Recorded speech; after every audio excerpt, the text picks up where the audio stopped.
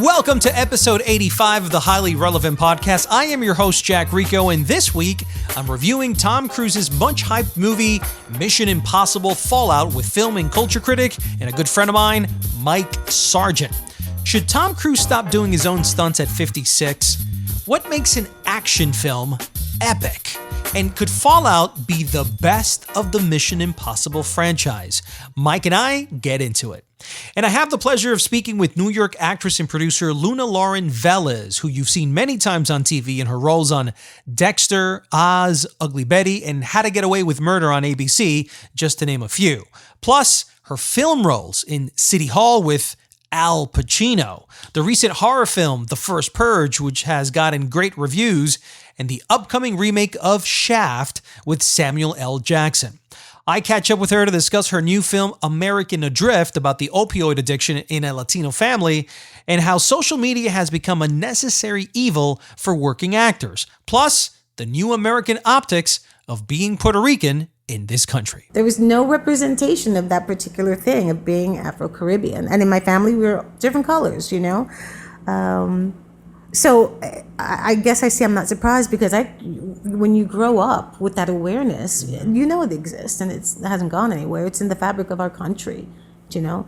But I did think that it meant something that Puerto Rico was part of the United States. Mm-hmm. And it doesn't. We kick it off with Mike Sargent and a review of Mission Impossible Fallout. You had a terrible choice to make in Berlin. One life over millions. And now the world is at risk. You need to walk away. Please don't make me go through you. How many times has Hunt's government betrayed him, disavowed him, cast him aside? How long before a man like that has had enough? Mike, I can't tell you how much I enjoyed Mission Impossible Fallout. I went to go see it.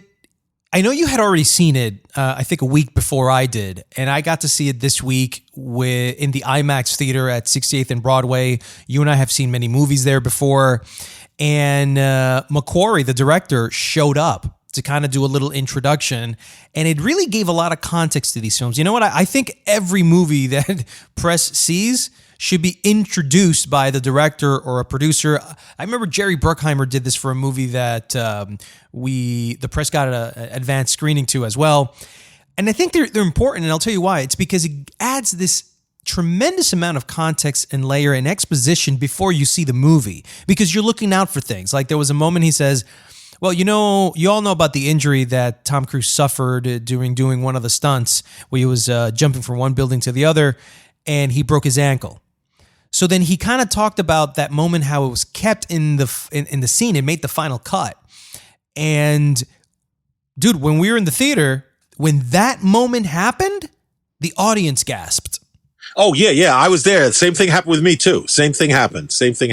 So wait, because everybody knew right. that he had that injury. And again, we're press people, so we all know. Mm-hmm. And so when that happened in that moment, you could see everybody kind of wincing because they knew he hurt himself for real. So yeah, I know exactly what you're talking about. So before we get into the interview, just to kind of give people a little bit of also context about Mission Impossible. Mission Impossible right now, it's going through a couple of, it's in the news for other reasons outside of it being a great movie. Number one, everyone's talking about the 8-week hiatus that Tom Cruise had and how it ballooned the budget of the film to $250 million, which is about $80 million more than Rogue Nation had before. And Paramount, as you know, the studio has been going through a lot of controversial moments. It's not doing well. Viacom as a whole is not doing well. And so there's been talks that if Paramount doesn't put out hits the way Warner Brothers and maybe Sony has been doing, that it could see itself fold. And so there's been a lot of talk about that. And Tom Cruise, I know, has a lot of weight, but how much weight does he have to put in to allow a studio that's in decline to a certain extent to have to put in an extra $80 million? Because now you're putting the pressure on Tom, the movie, and everybody else to really kick it in. Now, there's been reports that, it hasn't ballooned to $250 million. It's more $180 million because the money that everybody thinks that was added because of the Tom Cruise injury is not because, oh, look at this amount of time, it's just more money being out of it. The insurance is paying for the injury of Tom Cruise. The money is for the 8 weeks of people sitting around waiting, not going out and getting other jobs. Correct. The big question is, should Tom Cruise continue to be doing his own stunts today? Can a studio from now on allow a movie star to dictate how the production moves? Does it go on hiatus? Does it not go on hiatus? Do we start going, Tom, you're 56 years old, buddy. No need for you to do your own stunts anymore. Let's get a stunt guy to do it. Because, Mike, let's be honest. One of the fascinations of seeing these movies is seeing Tom Cruise do his own stunts. But absolutely, if there was a stuntman that was going to not allow Tom Cruise to actually get hurt at the age of 56 and save his career for more of a long-term career, wouldn't you take the stunt guy? Part of the appeal of seeing Tom Cruise, again, we live, the thing that's happened with film is that we've there's almost no middle ground. You're either weird indie independent that you might be able to see on Netflix or streaming somewhere, and then there's the spectacle. There's the event film. And Mission Impossible films are event and spectacle filmmaking. Part of the spectacle, like you said, is watching Tom Cruise. When you see it's him, that's him hanging onto that helicopter. That's him hanging onto that plane. That's him scaling that cliff. Skydiving off of a plane. Right. That's him. And I think that that's part of the appeal of this. Now, just to use an example, that was the appeal and added to the longevity of Jackie Chan. Jackie Chan, it was known, like, how many bones did he break doing this film? They'd have outtakes that were like, ooh, you wince when you see those. Right. And that was part of the appeal of Jackie Chan. And Jackie Chan did this for a good 40 years. And, he's in his 60s now. He still can choreograph great stuff, and he's probably not doing stunts like he used to. But here's what I think. I think that if Mission Impossible bombed, then we'd hear the cry, Tom Cruise, ballooning budget caused this film to be in the red and blah, blah, blah. That's when it would happen. I don't think that will happen yet. I think as he approaches 60 and he's maybe got one more of these in him where he does some craziness, but I can't see it going past 60, and I can't see it going past one more film to where, like, okay, if he's still doing it, they're not going to allow him because Paramount's not in a good enough situation that they could just bank everything on Tom. Well, especially when technology has allowed you to have a stuntman that doesn't even look like Tom Cruise, but then digitize Tom Cruise's face on the stunt guy. They do those things nowadays, and they do it excellently. If you go to Google right now and you put in Tom Cruise stunts, do you want to know how you get over 40 million results in 56 seconds? So what does that tell you? And every time one of these movies comes out, and if you look at like what comes up, it'll be, 12 dangerous movie stunts Tom Cruise actually performed. Tom Cruise most insane Mission Impossible stunts, 10 death-defying stunts actually done by Tom, 15 movie stunts that almost killed Tom Cruise. That's news. And one of the secrets of having a film, especially an event film or any film, really, this is something I even tell when I talk to people who are doing, when they want to do a short or a this or that, you have to have the film could be whatever it is, but the making of the film itself has to be newsworthy to get what they used to call ink. So let's call it digital ink. Right. So the making of the film, the fact that he's 56 now, it used to be he's doing these insane stunts. Now he's doing these insane stunts and he's 56. So that's part of what people write about. All these people. And when I say it's not just, IndieWire and Hollywood Reporter, but, in other countries, in the Hindustan Times, they talk about it. In Telegraph, in the UK, they're talking about it. It's a global story. It's a global story. And so I think that economically, yes, Indian Express, I'm just looking here online where we're talking. There's it's a global story that comes with the package of this kind of Tom Cruise movie. So now let's go into the movie itself. Where do you rank Fallout compared to the other Mission Impossible films? Is this the best one? First of all, the first Mission Impossible movie I thought was a mess. Okay. What? I thought that was the classic of all classics. It was a piece of crap. The opening scene in Prague? Oh, come on. Mike. Whatever. So that's just my take on it. And again, I haven't gone back and seen it since back in 96, but at the time, I thought it was a mess. De Palma's not an action movie guy, and everything was derivative. So, but by the second movie, when they brought in John Woo, it was a lot closer. Okay, but by the third movie, when they brought in J.J. Abrams, who better than anybody knows how to translate a TV series to the big screen, as we well know. Okay, I thought he did a great job. I thought he finally got it. What he got about what made Mission Impossible. Mission Impossible is not James Bond.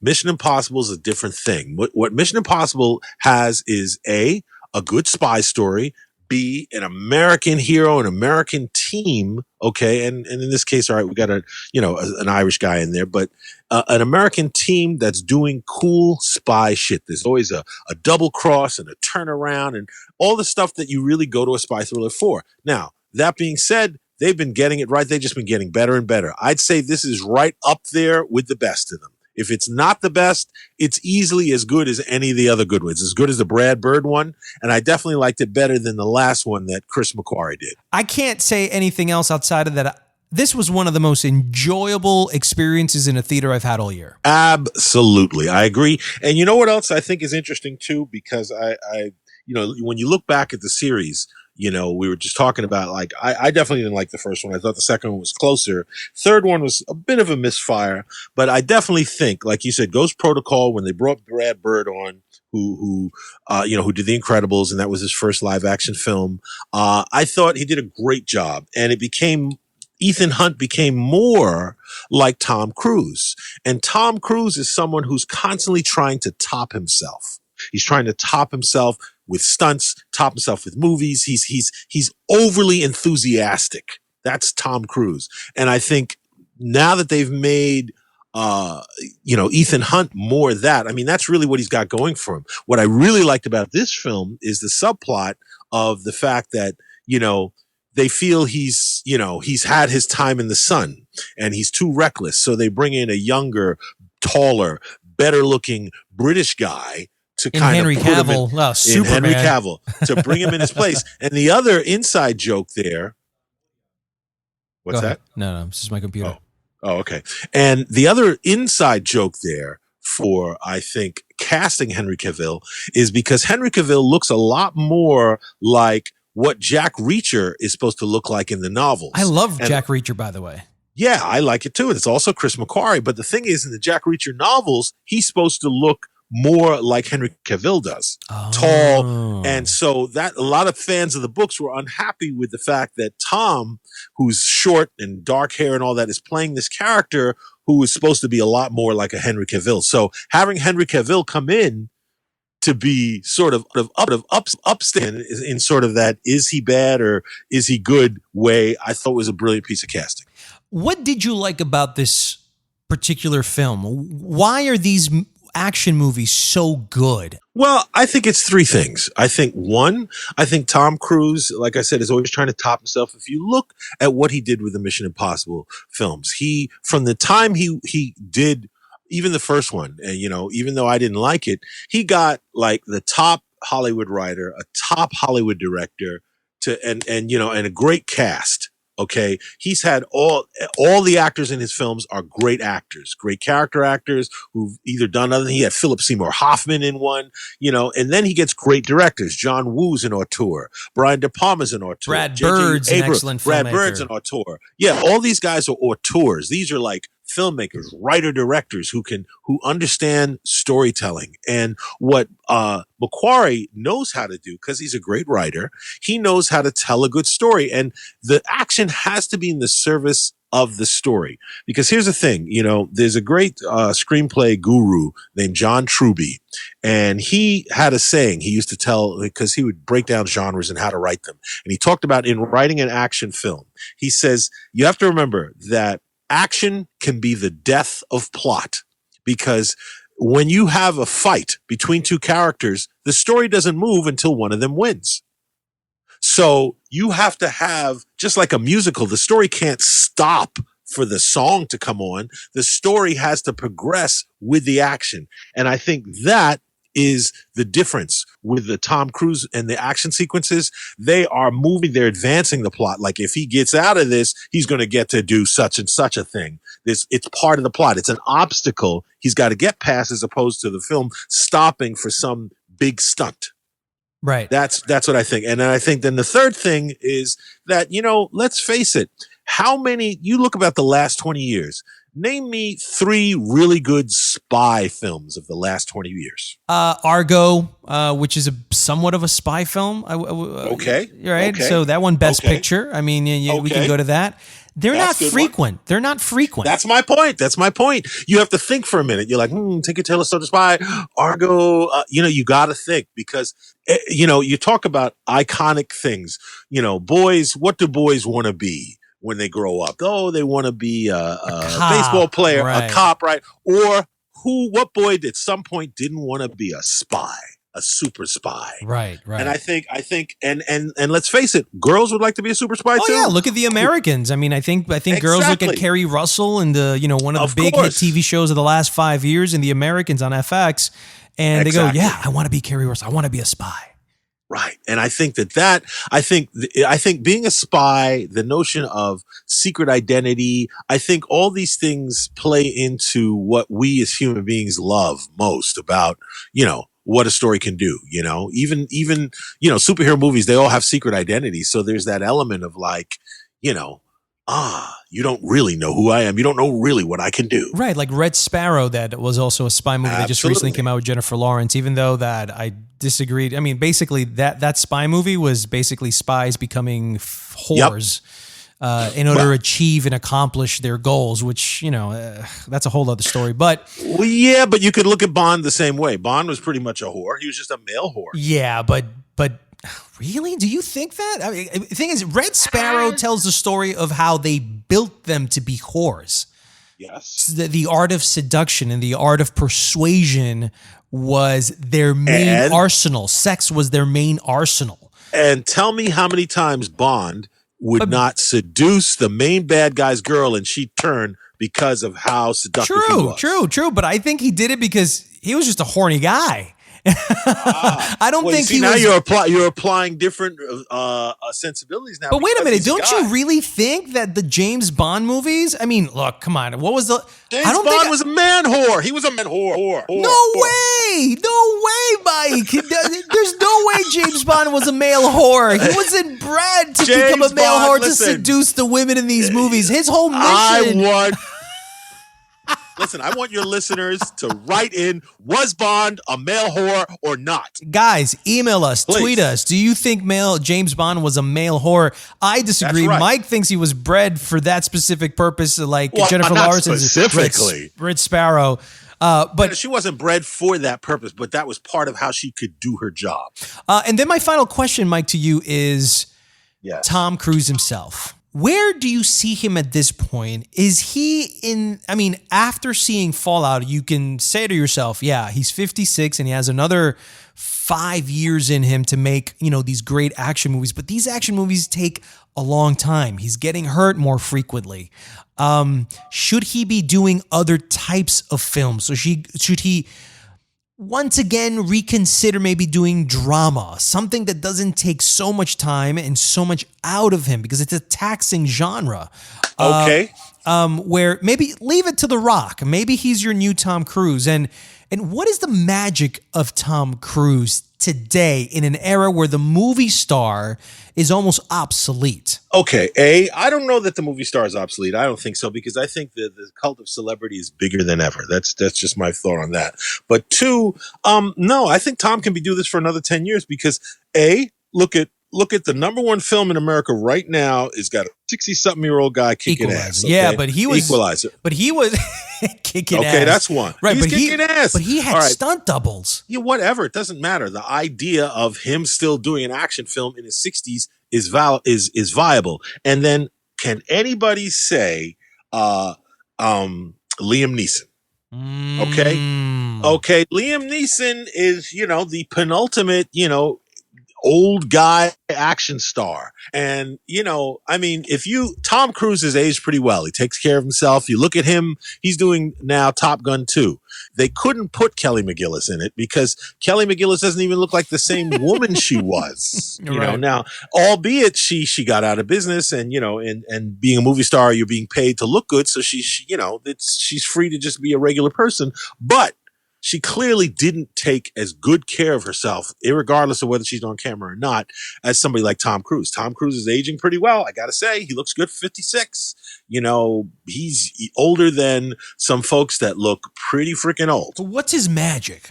What makes him the movie star? My take on it is that what makes him a movie star, and keep in mind, I'm not a huge Tom Cruise fan, but I respect him. What I think the thing about him is that his work ethic. Tom Cruise is a guy who clearly loves what he does. Okay. He clearly has, I think, a certain amount of humility about him. I think he has a certain amount, or at least he can project a certain amount of humility. He throws himself literally into his roles. Yep. He tries to work with the best. I mean, he took 2 years out of his life to work with Kubrick. And why? Because it's Kubrick. You know what I mean? He cleared his skate. He had films he had to pull out of because that shoot took so long. And now he can look back, though. He was smart enough then 20 years ago to say, you know what? One day I'll be happy that I was able to be in a film by this master. Right. And if you just look at Mission Impossible, which was his first franchise, as a production company where he was controlling it and he bought the franchise to create a franchise for himself. 22 years later, okay, he's had the top people in Hollywood working on it, from giving a person like Brad Bird his first live action film, to John Woo, J.J. Abrams, who had not done a lot of feature films at that point in time. He not only does he work with icons, but he believes and looks for talent. Now looking back at it, I just finished seeing Top Gun recently because I had not seen it in 20 years. I'm waiting. Yeah. And so I had a chance to rewatch it, and I go, what was that like? I'm curious. It's definitely an 80s movie. I mean, it's written all over it. I mean, from the pace, from the aesthetic, from the directorial style of the era, from the characters, from the sexuality, from the jokes. It's a very macho movie. It's a movie made for men. It's not really made for women. It slightly objectifies women, yet it does show the first signs of empowering women on screen. But definitely a macho boys movie that doesn't take into, and I'm really curious about how the sequel's going to sort of negate a lot of those machoistic attitudes in 2018. The ending of the film sets up, and that's what I totally forgot, it really sets up a sequel. Because in the end of the movie, and 20 years, if it's not a spoiler at this point, they asked Tom Cruise, in the film, Maverick, they go, Maverick, so what are you going to do now? And he says, I think I'm going to become a Top Gun instructor. So is that what he says? Is that what he says at the end? That is the quote. That is the line he reads at the end of the film. And what? So that's a setup for this movie. That's the setup for this movie. So what you're looking at is Tom's going to come in as the instructor character, and I'm sure he's going to have a badass student like a Maverick. Where he's going to see himself in him, and they're both going to fly together because... Yes! Yeah, and it's going to be the son of his ex-partner. Oh, okay. There you go. marry the son of his ex-partner. Come on, you know it. That's it. You know it, and you know what's going to happen. He's training all these people, and he's being phased out because drones are coming in, and everything's mechanized, and he's like saying, no, you need that human touch, and they're saying no, and then all of a sudden there's a malfunction with the drones, and it's got to be up to him and the hotshot that's just like him to go in there and be Top Gun again. That's my prediction. Oh my God, Mike. Dude, I gotta tell you, that's a great storyline right there, man. That's the storyline. That's the storyline. That's it. Don't think about it. Cut. Just cut right there. Let that movie roll right now. That's the trailer right there. That's the trailer, my man. Absolutely. Mike Sargent, film and culture critic. You could listen to him on WBAI Radio in New York City, and you can also watch him on Fox Business News as well as PBS. Mike, thank you so much. All right, we'll talk soon.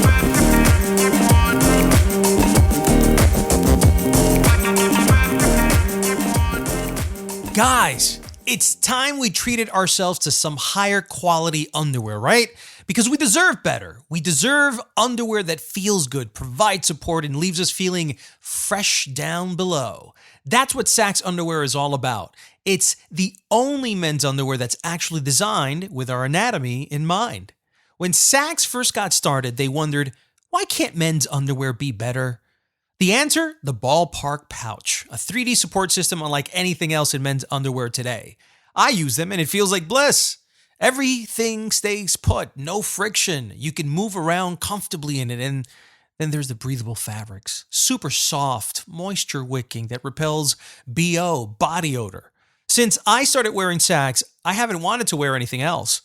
I wanted you to feel the same exact way. So I've worked with Saxx underwear on this great limited time deal. Shop from anywhere on their site and get $5 off plus free shipping on your first purchase. But to get this great offer, you need to use my promo code HIGHLYRELEVANT at checkout. Order a few pairs of Saxx right now with this great offer and go to Saxx Underwear at SAXXunderwear.com. That's Saxx with 2 X's, and use the promo code HIGHLYRELEVANT at checkout. Remember, SaxxUnderwear.com, promo code HIGHLYRELEVANT.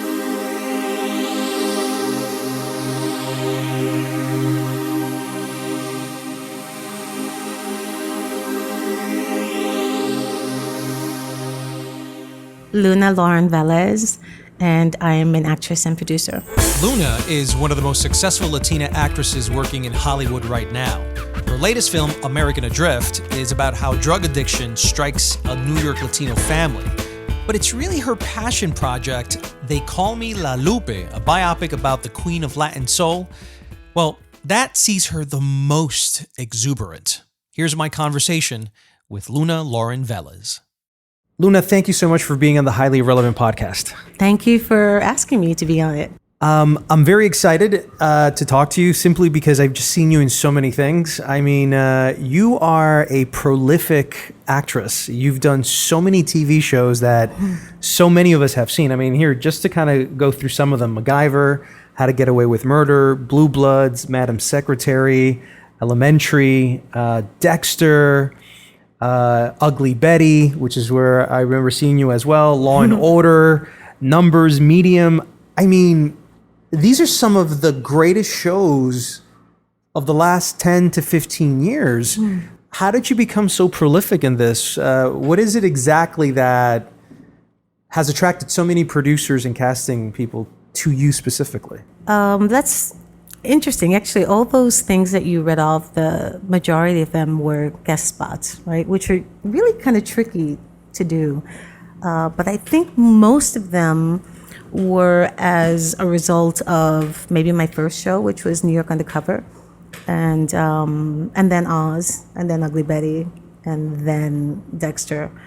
But all of those, I think, embodied characters, different characters that casting directors or producers felt really resonated with people. So, in turn, I got asked to do a lot of guesting, which is literally like being a guest in someone's home. Right. Now, were you always surprised when these major shows were calling you? Because, I mean, to a certain extent, when a national CBS show calls you, that's like the dream for so many actors. Yeah, it sure is. But I'll tell you, it's funny. I've always done things sort of backwards. Typically, people sort of like build up to a series role or get super lucky, you know, like I did. But you think it was luck?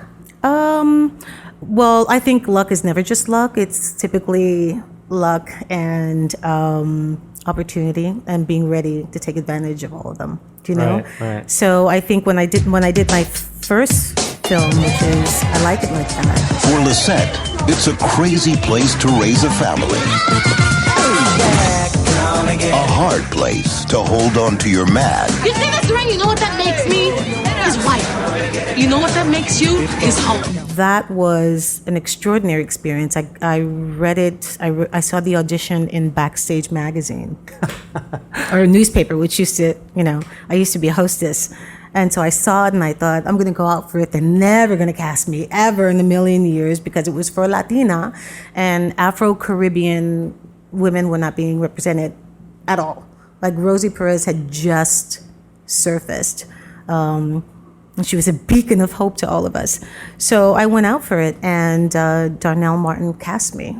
And it was it was the first movie I ever did. It was a starring role for Columbia Pictures. So I started off at the deep end already, and afterwards I went back to wait tables and hostess in the restaurant until the movie came out.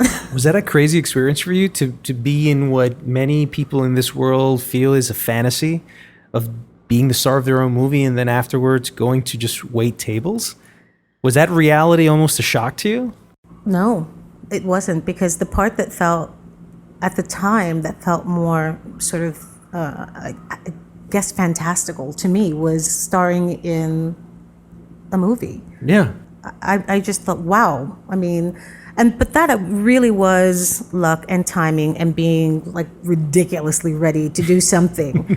And thankfully, Darnell Martin actually wanted the real thing. She didn't want a Hollywood version of this character. I see. Who was like the Bronx, mother of 5, Puerto Rican. It's just a different quality feel. And that's what she really wanted. So like I said, I'm so grateful for that experience. But it was a wonderful indie picture, even though it was a Columbia Films. At its heart, it was an indie film. So we didn't get paid a lot of money, and there were no stars, so everybody was there to work. And it was the first time I met Rita Moreno. You're kidding me. No. What was that like for you? I almost wanted to genuflect when I saw her. I just thought, like, whoa, I didn't even know where to look. And then I started sort of like throwing her lines from West Side Story. I mean, it was of course horrible. She's an EGOT. I mean, it is. I met her recently at the Ballet Hispanico where she was being honored. She's 80-something years old. It's amazing. And she looks like she's 65. Yeah, and the spirit of and a the 35-year-old. Oh, she's still dancing. Yeah. She was still dancing and singing. And it's just a part of who she is. It's she cannot be anybody else. She said something which I think is really missing in a lot of actors or I should say stars today, right? I said to her, you know, it's been such an honor to meet you and work with you all of these years. And I was moved to tears sharing with her how much she meant to me. And she said, you know, it's so extraordinary. I always think of myself as that little girl from the island. And that's who I always relate to. So I hear you saying these words and it doesn't feel register. Like that's me. But she's every inch a star. Everything about her is just, I mean, beautiful, talented, insanely talented, an icon, you know, revered, truly revered. And not just by the Latino community, you know, but by everyone. By everyone. Yeah. Yeah. How did you get into acting? The moment, and I remember it very well, the moment was in the 2nd grade. I played the groundhog in the school play. I remember what I was wearing. I remember everything about this moment, and I only had 2 lines. And I was sort of oddly filled with dread as I approached the stage. I kept thinking, I don't know what's the matter with me, but I think I inherently knew, like, something bad was going to happen, and 2, they were terrible lines. So I went up on stage and I had to say to Father Time, "Oh no, you won't." And he says, "Who are you?" And I say, "I'm the groundhog." and all the kids, like, it was happening in slow motion, started laughing. Groundhog, pointing their finger at me. It was like one of the worst and the best moments of my life, because I thought, Why no. worse than best? Worse because it was the humiliation I thought I was going to feel. Judgment, right? The judgment and humiliation from playing the groundhog. Like, Right. I embodied the groundhog. And then it was the moment that I found, like, I'm willing to go through this because I love this so much. And I knew it. It was like, I never thought about anything else. I spoke to Andy Garcia one day, and within the part of our conversation, I had called him a Hispanic actor. And he actually got offended and called me out on it. And I said, well, if you're not a Hispanic actor, I mean, are you a Asian actor? I mean, like, you're a Hispanic actor. He's just an actor. He's just an actor. How do you consider yourself? As a Hispanic actress or just an actor? I consider myself just an actor. But I'm extremely proud to be a Hispanic actor. And that's an interesting question, because I feel like as time goes by, the older I get, the more interested I am in telling our stories. And at this moment in time, specifically stories about the Caribbean experience, or people who... You were born I'm first generation. I was born here, but my parents are from Puerto Rico. Yeah. And you were raised in Queens? Raised in Rockaway Beach. Yeah. Yeah, the Rock. And how has the way you've been raised, your background, how has that informed you as an actor? Well, I think when you're first generation, there's something really, especially from, my parents came here in the 50s with that whole diaspora, right? And so the dream was to be American, even though Puerto Rico is ostensibly American. Until recently, it feels like it's just not a part of America. Yeah, it's not a part of anything. It's just sort of been cast off, which is, so tragic on so many levels, and terrifying, and so indicative of everything that's going on in this country. Mm-hmm. I am horrified, but not surprised. Why are you not surprised? I guess because it's interesting. There's so many things now that people say to me, wow, that's so awful that that's happening to somebody over there. Somebody called the cops on somebody, or this person was sleeping in the dorm and they woke her up and they called the cops. All these things that are happening now. I'm like, we grew up with that. That was just sort of part of being a person of color in this country. Mm-hmm. I was almost always the only one in the room that wasn't white, and that's how I grew up. And so I experienced a lot, and so did my family. When we first moved to Rockaway Beach, people, they didn't want to talk to us. Our neighbors told their kids, don't play with them.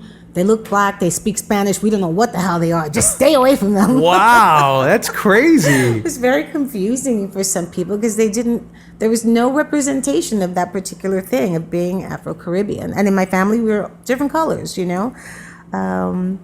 So I guess I'm not surprised, because when you grow up with that awareness, Mm-hmm. it exists, and it hasn't gone anywhere. It's in the fabric of our country, But I did think that it meant something that Puerto Rico was part of the United States. Mm-hmm. And it doesn't. Has that experience also translated to your professional career in Hollywood? Well, it's interesting. What I experienced at first was when I used to get sent out for Latino roles. It's about 25 years ago. They wouldn't see me because Hollywood's perception was Mexican. And that's all they understood to be Hispanic. I understand that too, because there's a rich history of Mexican cinema in Hollywood back from the Charlie Chaplin days, the Dracula days as well. Cantinflas, they were trying to get these great Mexican actors in here, but they kind of limited it only to Mexican and not extend that to all of Latin America. Absolutely. Well, also because in California, the Mexican population is huge. Yep, so when someone sees that person, that Latino, that's what they're looking at. And so they, especially then, 25 years ago, that's just what was around. And I think that was the perception that all Latinos look like that. Well, there's also the thing about Latinos that look white, Yeah. blonde, blue eyes. we watch Cameron the novellas. Diaz. Cameron Diaz, right? Who's all Cuban. I'm sure if she tried to get a Cuban role at that point, people wouldn't hire her, in spite of being, Right. ridiculously beautiful. It's just like she wouldn't. And get then the there's role the either. Los Trigueños, the Afro-Latinos, such as ourselves, where, yes, we're also Latino, but we don't look like a white Mexican. That's right. Jewish Mexican or something along those lines. We look completely different, our uniqueness. And that was the part that sometimes casting directors just wanted to hire, but the directors or the producer or the studio says, well, we don't want to necessarily have that level of representation in our film. And if we do, they're going to be in inferior roles that reflect society. Right. How did you manage to just get out of that? I don't know. Right place, right time. So we go back to the luck issue. Opportunity issue is how I prefer to think about it. Really. I mean, like I said, Rosie Perez really had opened up that door, and she was always, people questioned her background all the time. Are you 100% Puerto Rican? She was like, I'm 100% Puerto Rican. And what people don't understand specifically about Puerto Rico is that it's not a race, it's an ethnic group. And so with that, we come in all different colors. I mean, the true Puerto Ricans were the Tainos and the Arawaks. They were Right. Indians, So, there's that. And so at that point, Rosie had sort of just kicked down some doors, and there was a little bit more of an opening for it. The irony is that once I was cast as Latina, I couldn't get cast as Black. They were like, no, you're not African American. So then it's weird. Then that distinction started happening. They were like, no, there's nothing about you that feels like it's like part of the African American community.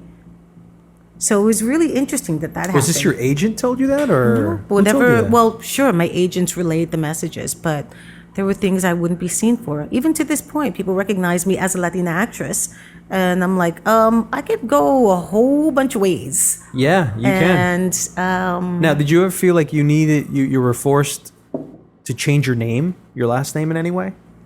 I never felt that. As a matter of fact, Have you ever been told to do that? no, but I know people who have been, and I have friends who somehow wound up with like Irish surnames, and I feel like, Yeah. wow, that's bonkers. Rita Hayworth is a good example. Sure, Right. but during that time, it's even more understandable. I mean, we're talking about the 30s and the 40s, right? But when I was coming up, people didn't need to change their names so much, but I know people who did. I never felt that.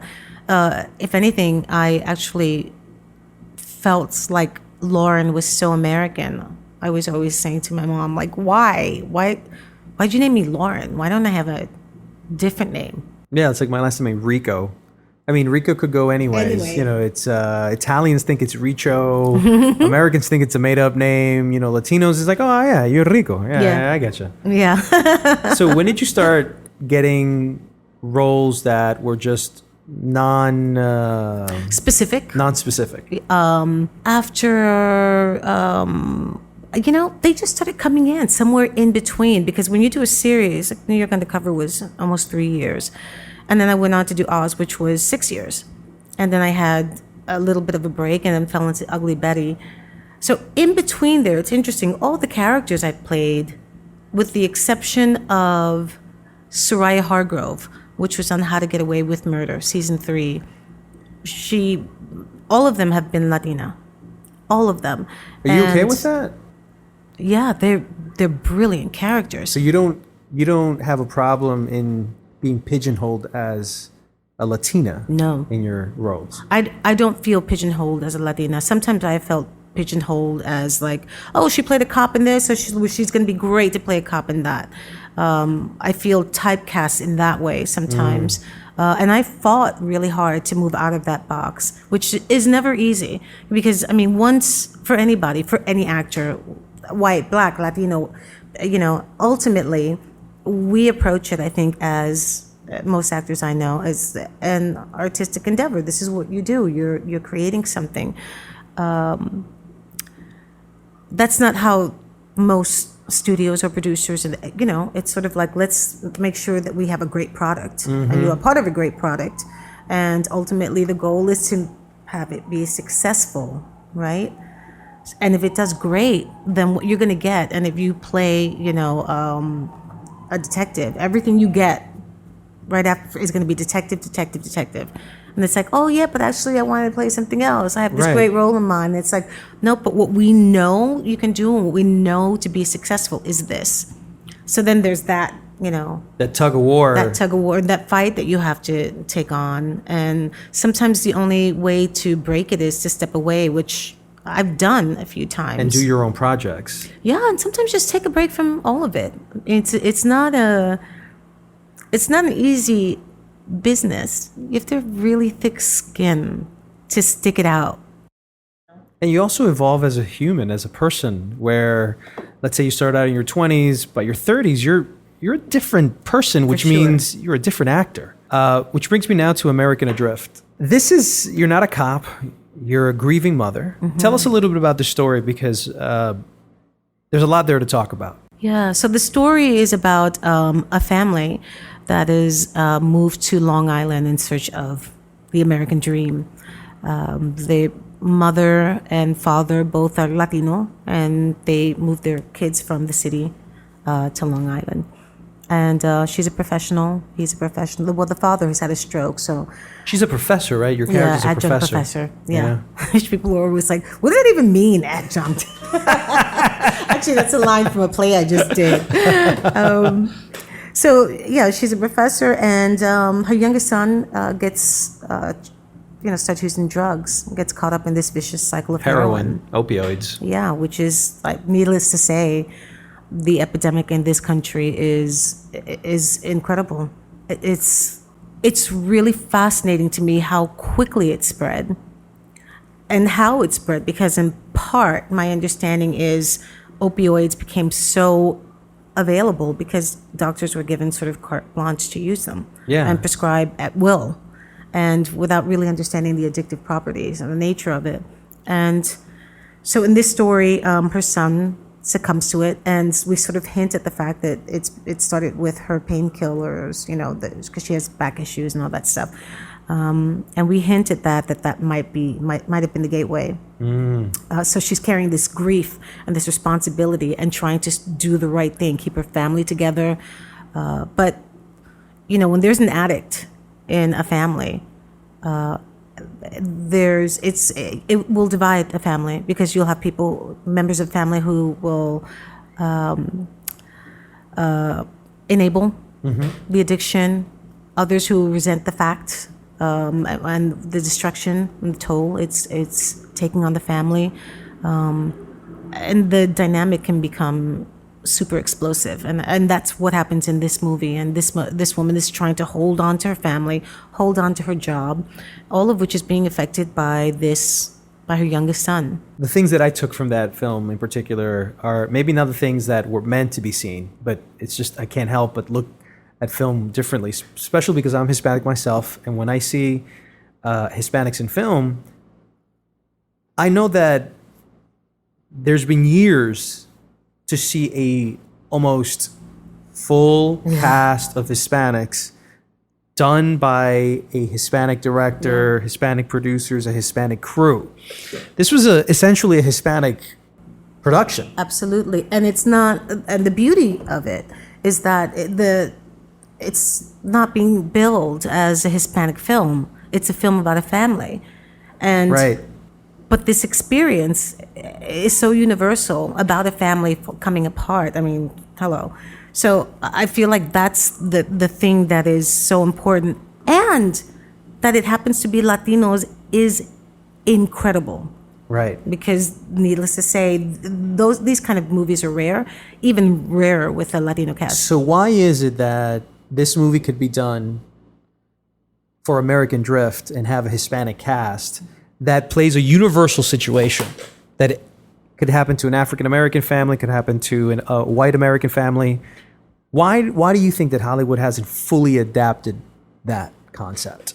What's the fear of them doing what you did in American Adrift? I think the fear is that they think people aren't interested, or they won't see it, or they won't relate, or they won't see beyond skin tone. On one of the shows that I did, one of the TV series, I was approached by one of the head writers, and they said to me they really wanted to write more for me and my character, but they weren't sure how to write for me, which ya tu sabes. See, but that's crazy. Why? It's not only is it crazy this is creativity 101. I mean, you're a writer. You're supposed to be able to write for everyone. And at the end of the day, whether somebody has an accent or speaks a different language, we're all saying the same thing in a different way. It's because a lot of writers, I asked this question to Woody Allen. Woody, why aren't there no black or Latino people in your movies? You film about New York. New York isn't white Jewish, all the time. This is the greatest city in the world because of the diversity that it has. Absolutely. And he says, because I don't know how to write outside of what I know, which is white Jewish, New Yorkers. But why someone thinks that the conversation would be that different? Okay, we can have a conversation and I can throw in tu sabe, or you know what I'm saying? It could be anything. But if you take those things out, it's still a conversation. So why not just let the actor bring what they bring to that conversation? But how is the writer supposed to write, bueno, tú sabes, when it's not his language? He probably doesn't have Hispanic friends that have informed him as a writer of the rest of the world. Maybe he's not as traveled as possible. It's these things Hire a Latino writer. Exactly. It's like... So how many of the shows that you have done, you were recently in the First Purge, which has gotten rave reviews, and that did social commentary. It's very scary. Very scary. But that also had social commentary about race here in America. It mirrored a lot of what we're seeing today happening in this country. And it seemed so, so many people say, God, it's such a violent film, it's almost unwatchable. I couldn't watch Braveheart. I thought that was intensely violent, and I thought, wow, I don't want to see that. So I get it, but I think what's more important about this, the overriding theme of an invasion, people being trapped in a certain place, the assumptions that are made about them, the banking on, these assumptions, and then when they don't actually pan out, how far people will go to make sure that these assumptions are realized or fulfilled. That to me is it's terrifying. And there's a level of it that's going on right now in our country that's even more terrifying. No, it's gotten really good reviews. I wanted to move on and talk to you about La Lupe movie. Now, for us Hispanics, many of us know La Lupe, kind of like we all know Hector Lavoe. And you have done, it's on Kickstarter. Tell me a little bit about this project, because as soon as I saw it, I started thinking about that movie. Like tortured you. No, not at all. But I started thinking about, how Hollywood has treated salsa films. Jennifer Lopez recently did one with Mark Anthony, El Cantante, with Hector Lavoe, but it was really about Jennifer Lopez's character than it was about Mark Anthony's character, which I thought was the problem with the film. So did I. Yeah. Totally. I was like, if you had made this movie Hector Lavoe y yo, Exactamente. I think it would have been so much more successful, and I thought Jennifer Mark killed it. Could have gotten an Oscar for his performance. For sure. And I think that was they made a mistake with that. You're the only person I've heard say that. But I feel like she was great in the film, and I wish they had stuck with the but it wasn't about story. her. That's right. It wasn't about that character. And I think there was a role reversal there that was missed by someone. And maybe it was a vehicle for her to have a Latino film that she could star in.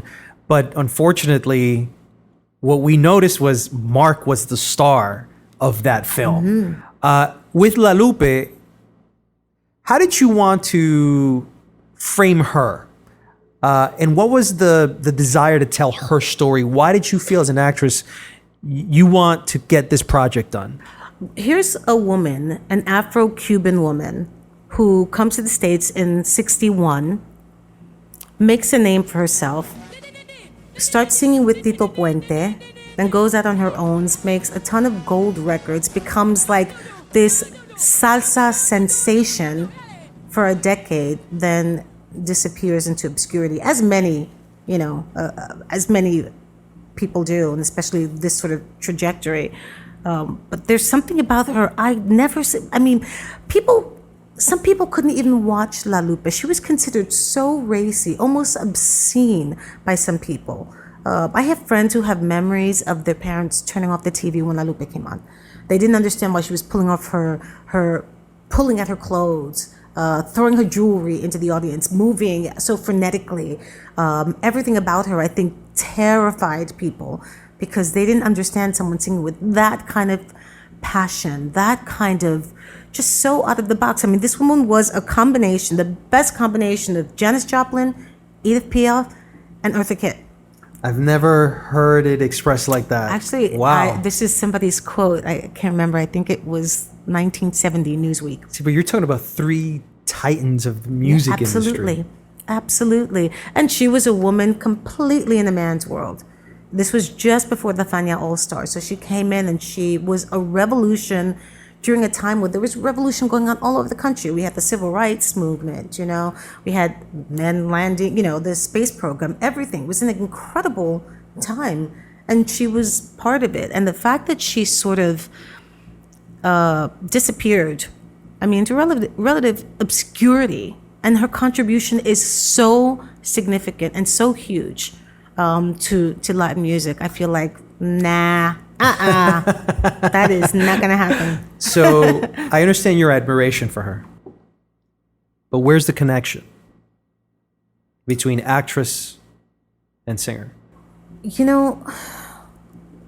I think that if you are lucky,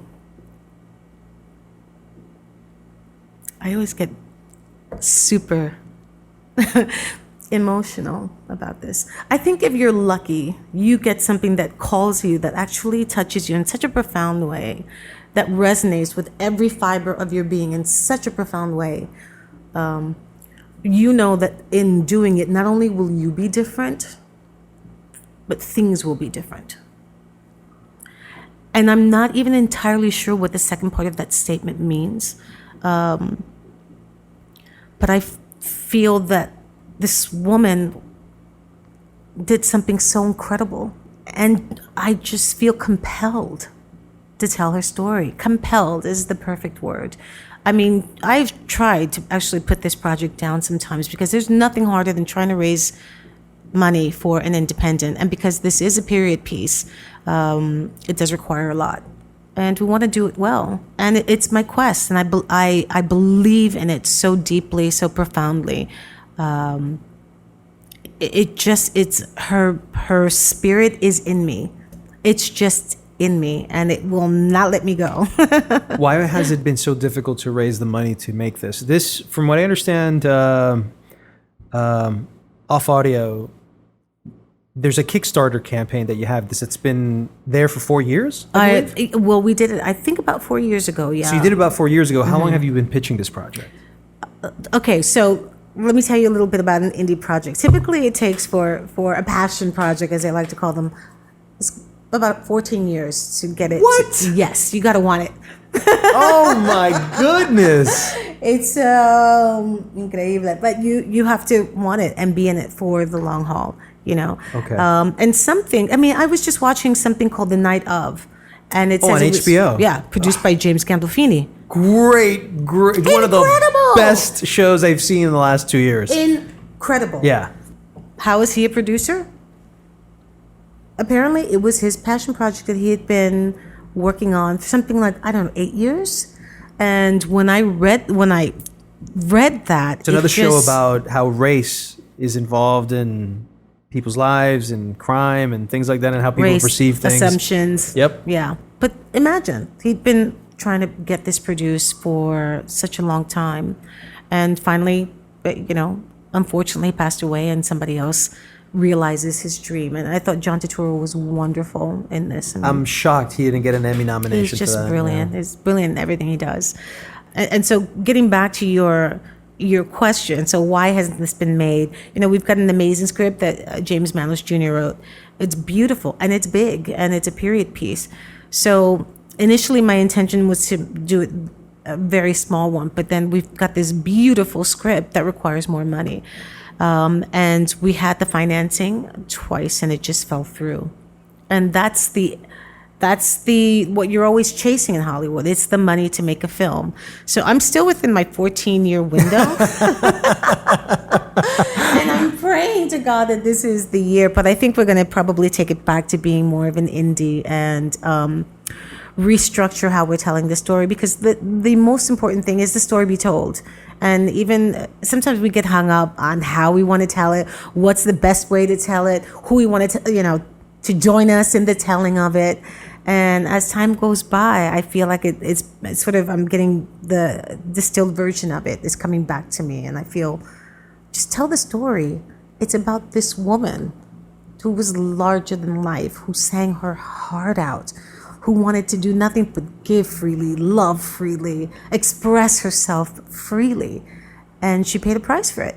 And I feel like you can tell that story, can't you? Yo creo que sí. I think it'll happen, because I saw a clip of what you have done already, and it just looks like a movie that's about to come out in the fall. It could have award sensibilities about it. One thing that I did before we finish off our conversation, I wanted to talk to you a little bit about fame, and the actor and celebrity, and I'm fascinated by fame. What about it? I'm fascinated how you could be ignored by the world one day on a Monday, and on Tuesday an announcement comes out and people completely treat you differently.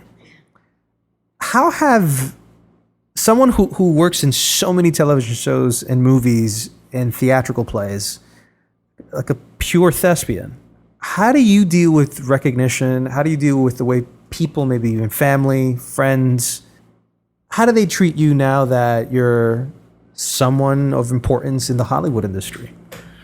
Thank you for that. I'm glad you think so.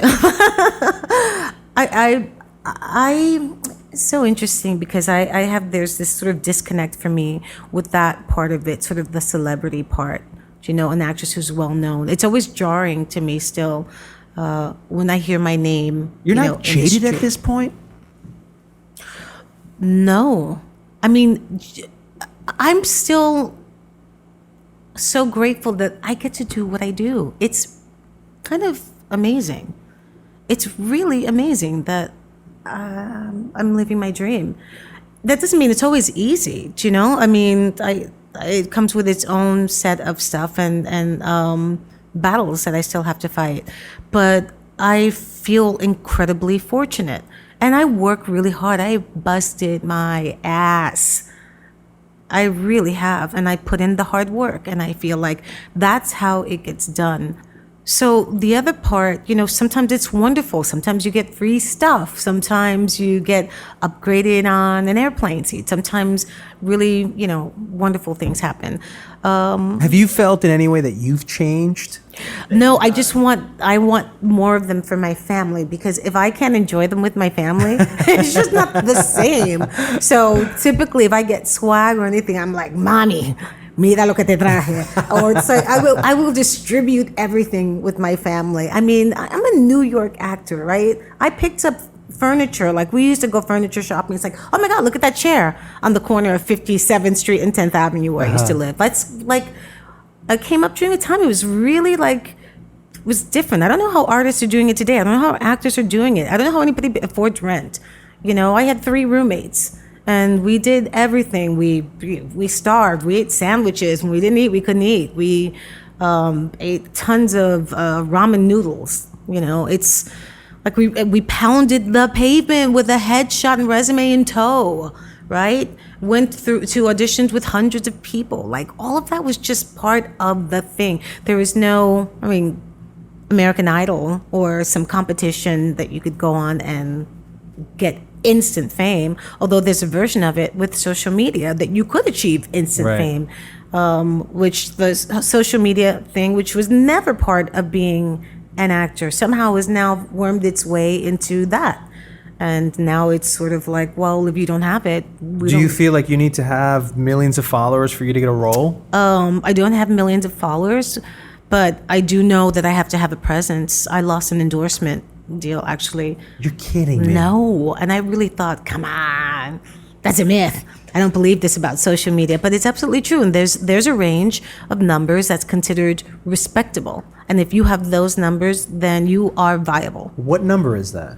I've been told between 20 and 30 means you're on the radar. So this is like a real conversation. This is like real. the real currency of being hired as an actor today. People say, you get varying stories. Some people say, oh, that's not true. And I'm like, well, it is true. I know that I lost an endorsement because my numbers weren't high enough. And then I know people who, as a result of having 1 million followers, have gotten a job. So I think it definitely has an impact. Can you lose a job because you don't have it? I don't think so, but it definitely makes you more attractive. That's incredible that we have to deal with this today. So there's bananas. It's bonkers. There's two theories about social media today. There's don't use social media, and it's the Jaron Lanier sort of theory. Mm-hmm. I'm sure you know of him. And he's basically telling everybody, hey, Facebook, Instagram, it's the worst thing that could happen to you. You want to have a fruitful life? Do not be on social media. Mm-hmm. And then there's I have to have a particular range of numbers in order to be able to live off of my profession. How does Luna look at social media professionally? As a necessary evil, honestly. I mean, I feel, and it's not just in show business. The truth is, I have fantasies about going off the grid. I really do. Yeah, me too. I'm not going to lie. Right? But the thing is how do you go off the grid? Because you can walk out the street and there's a camera overhead, shooting your picture. There's in a weird way, I feel like social media is just sort of the most obvious way. But I think the implications of it and applications of all of it is what's really becoming terrifying to me. So I wasn't on Facebook until recently, and I have a page. How much work do you put into social media? I don't put any into Facebook. I do on IG, on Instagram, because I actually love photography, and I was like, oh, I can do that. Like, I can just post pictures of like this really cool shadow shot. And the first time I posted a selfie, I got so much, so much love. Yeah. What's your account handle so people know about it, so they can give you more love? At La Luna Velez. Oh, I love it. And I said to my manager, that's crazy. And she said, yeah, nobody really cares about your photography. They just want selfies. So I thought, well, how do you sort of marry the two? And I worked on that for a while. And then it works as a promotional tool, because now I have 2 movies out. I have The Purge and American Adrift, so I can post away and then people pick it up. So there's value to that, Right. But Twitter, I can't even look at these pages or Facebook. I didn't even know how to read a Facebook page. I'm like, it's too much, too much. Right. And I part of me feels like I don't want to learn. I feel like one platform is good enough for me to really have a handle on, and the rest of it I'm happy to do without for now. You have, I would say, 5-6 projects. According to IMDb, you have Windows on the World. You play Eva. It's in post-production. Swallow. You play Lucy. Shaft. Yeah, that was cool. I can't wait for this movie. I cannot wait either. The remake. There's a movie called Anna. Yeah, with Andy Garcia. With Andy. Oh, okay, that we great. shot on the island in Puerto Rico. Fantastico. Mm-hmm. Spider-Man Into the Spider-Verse, which in pop culture and geek, culture, this is what everybody's waiting for. Murder, which is a TV movie, you play Captain Lily Alvarez. And that one seems like it's completed. If you can tell me like bullet points about all these productions, have you finished them? Are you still involved in them? Or are you just waiting for them to be released? So Murder was a pilot for CBS, and it didn't get picked up. But it was a great experience. The other films were just interesting roles that I never done before, especially Shaft, the character of Bernie, and she's a I mean, you must have seen the original. Of course. How does it feel to be a part of the second version of it? It's bonkers, okay? It's bonkers. Is it a pinch me thing? It's kind of insane. Like Sam Jackson's coming up to you, and he's talking, and you're doing a scene. I'm like, what? Shaft? What? I mean, it's really, it was incredible. It was surreal, truly surreal. And I love this character, and I've never played anyone like her. She was really cool. She's a badass. And I think actually we have one more scene to shoot, Benny, but the other ones I completed, and they were things that I wanted to sort of make my way back into the film world. So I started doing just more roles, smaller roles in film, and sort of just building up to something bigger. Well, Luna, it was such a pleasure meeting you. Igualmente. I'm excited about all the projects you have. I'm really excited about La Lupe.